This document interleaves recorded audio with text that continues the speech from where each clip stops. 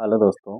स्वागत है आपका एक बार फिर से हमारे इस द्विघात समीकरण की वीडियो में और हमारे चैनल ज्ञान विद्या कुल में। दोस्तों, आज हम सीख रहे हैं द्विघात समीकरण को हल करना। द्विघात समीकरणों को हल कैसे किया जाता है, आज की इस वीडियो लेक्चर में हम अच्छे से सीखने वाले हैं। कहीं कोई प्रॉब्लम नहीं होगी आपको भविष्य में।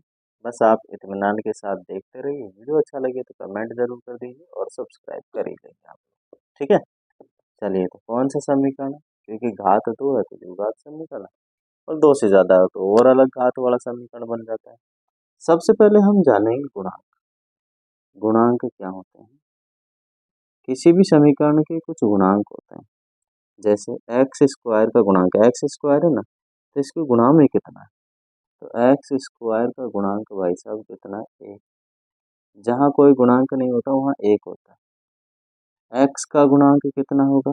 एक्स का गुणांक भाई साहब 10 है।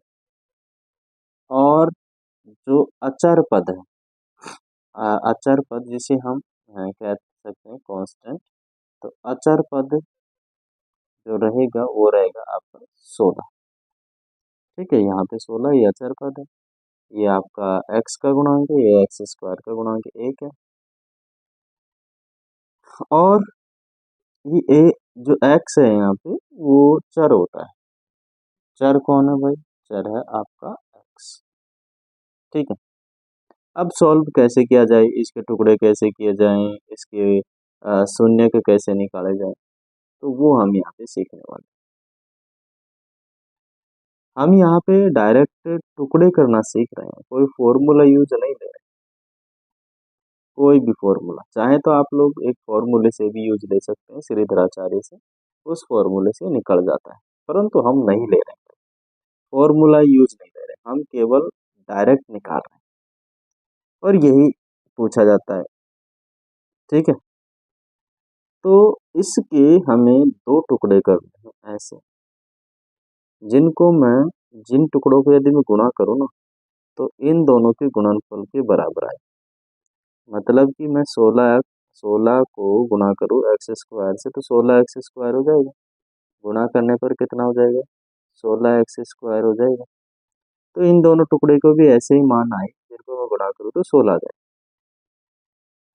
और कंडीशन है कि जोड़ू घटाऊं तो इसके बराबर आ जाए। मानी जोड़ू या फिर घटाऊं तो कितना आ जाए? 10 एक्स आ जाए। ये कंडीशन है। तो लगाओ क्या हो सकता है, सोचना तो आपको पड़ेगा कि भाई साहब जो ये एक तो 8 एक्स बनेगा और एक बनेगा 2 एक्स।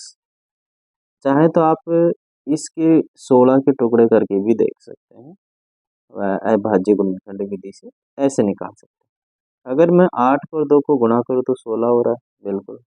एक्स पर एक्स को गुणा करूंगा तो 16 एक्स स्क्वायर हो जाएगा।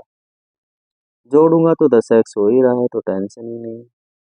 अब चलिए बस आप इनको रखना, पुट करना कि जो अपने पास एक्स स्क्वायर है ना, उसके आगे इन दोनों को रखना है, किसकी जगह पे? इसकी जगह, क्योंकि ये दोनों ही प्लस के हैं। और जोड़ने पर ये कितना 10 हो रहा है, तो इसकी जगह पे ये तो रखेंगे प्लस के 8 एक्स प्लस के 2 एक्स और प्लस के 16 बराबर 0। ठीक है, बराबर क्या आ जाएगा?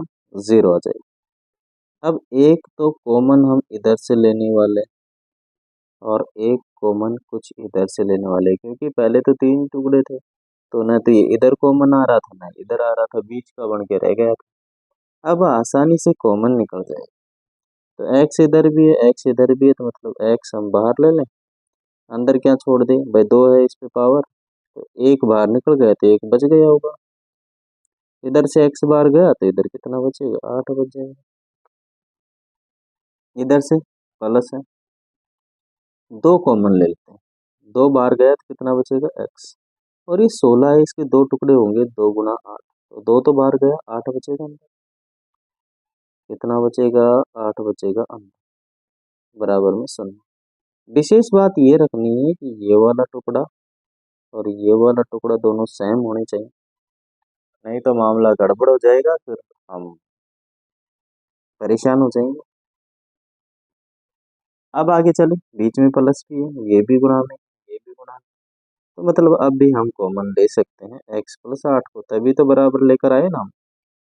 x प्लस 8 को हमने कॉमन लिया तो कितना बचेगा, एक तो ये x बचा इधर और ये प्लस के 2x, बाकी ये दोनों तो बाहर आ ही गए यहाँ पे। और बराबर में हम लगाएंगे 0, क्या लगा देंगे, 0 लगा देंगे। अब यहाँ तक दोस्तों आप समझ गए। नहीं समझे तो भी कोई दिक्कत नहीं, काफ़ी सारी वीडियो हमने बना ली, आप लोग एक बार उनको देखें, डेफिनेट चीज़ें समझ में आएगी। मैं आपसे वादा करता हूँ कि आप सीखेंगे ज़रूर। अब देखो यहाँ तक हो गया, अब आगे चलें, आगे चलें। ये तो जो आए ना ये दोनों के दोनों गुणनखंड थे, अगर हमसे गुणनखंड पूछ लेता कि द्विघात समीकरण के गुणनखंड कीजिए, तो यहाँ आप तक आपको करना था। अब आगे हमें शून्यक निकालने हैं, ये तो गुणनखंड है, ये जो दिए हैं, एक तो ये और एक ये। अब शून्यक निकालने हैं, तो ये 0 बराबर में कब आया होगा, आप सोचो भाई। अगर मैं, मेरे पास कोई संख्या है, मैंने बराबर में 0 रखा, यहाँ मैंने 5 रखा और एक खाली स्थान छोड़ा, तो मुझे बताओ ये 0 कब आया होगा, यहाँ 0 होगा तब आया होगा। और तो कोई ऐसी संख्या बन नहीं रही जो यहाँ रखूंगा। अगर बोले तो भाई साहब, अगर मैं यहाँ पे 10 रखूँ तो बताओ 0 कब आया होगा, इधर 0, मतलब या तो ये वाला 0 होगा या फिर ये वाला, हम कह नहीं सकते कौन सा है। तो ऐसी कंडीशन में हम दोनों को ही 0 के बराबर रख देते हैं, x प्लस 8 बराबर 0, और इधर भी हम x प्लस 2 बराबर 0। आप जानते हैं क्यों रखा गया है, ठीक है ना, मैंने समझाया है आपको कि भाई इसीलिए हमने 0 के बराबर इसको रखा है। अब इधर इस 8 को हम इधर भेज देंगे, तो ये हो जाएगा माइनस का, क्योंकि इधर प्लस का था उधर जाते हैं माइनस का। इधर भी भाई ये उधर जाते हैं किसका हो जाएगा, माइनस का 2। तो ये हो गया अपना इधर, ये हो गया अपना इधर। ये इसके शून्यक हैं बाबू, क्या है इसके शून्यक, शून्यक है। और यही हमसे पूछा गया था कि भाई द्विघात समीकरण को हल कीजिए और उसके शून्यक ज्ञात कीजिए। तो हम गुणनखंड पूछे तो गुणनखंड, घात पूछे तो भाई सब, घात कितनी है, 2 है, द्विघात समीकरण। गुणांक पूछे x का गुणांक बताइए, तो x का गुणांक 10 है, x स्क्वायर का 1 है। अचर पद कौन सा है आपका, 16 है। चर कौन है, x है। ये सवाल हो सकते हैं आपसे, और उन सभी का एक ही वीडियो में कॉम्पैक्ट आंसर मिल गया है आपको। वीडियो अच्छा लगे तो लाइक ज़रूर करें, चैनल को सब्सक्राइब कर लें। Thank you.